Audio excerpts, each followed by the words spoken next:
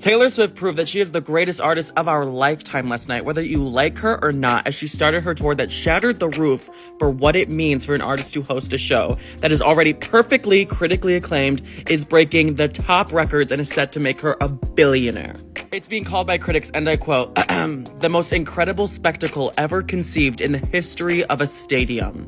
First of all, Glendale, Arizona legally changed its name to Swift City for 2 days last night because the Queen was coming to town, and whoever is the mayor of that city should become the president because they're a genius. Taylor has scored a perfect 100 rating by every single critic to review it, The Telegraph, Guardian, and it was so amazing because I've never seen an artist put in this much effort to a single show for her fans. She made all the fans happy, and Swifties, you cannot say one bad thing about it.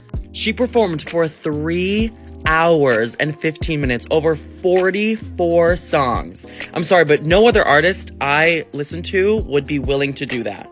I honestly thought Taylor was just gonna do 1.5 hours of a bunch of mashups, but there was no mashups, and she performed a 10-minute song.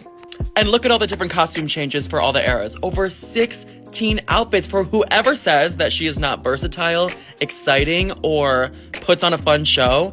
You are so wrong. She goes from giving you mountain-dwelling old maiden witch from the 1700s to pussycat doll with those chairs, as well as custom Louboutin shoes for multiple outfits and custom Versace gowns. I can't wait until all the stars align and me and Taylor Swift are in the same room at the same time. And I think a part of the lengthened set list, the extra effort and grandeur spectacle of this tour was because of the great war that fans had to go through to get a ticket and the money that they had to spend. I spent almost $1,000 and I'm not even in a front section. And at the beginning, I felt slightly gypped by the whole Ticketmaster experience. But Taylor Swift is very smart for making this tour the most grand gift that a true Swiftie could possibly want. So it's completely worth it.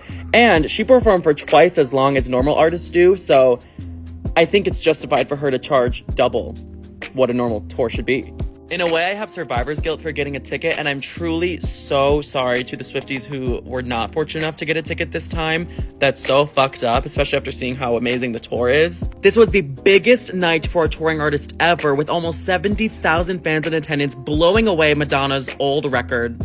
And Taylor's net worth right now is $800 million, and this tour is estimated to gross way more than $200 million, so she shall become a billionaire, which could give her some problems. I talked about that in my podcast because it is Eat the Rich, but she's going to become a billionaire from this tour.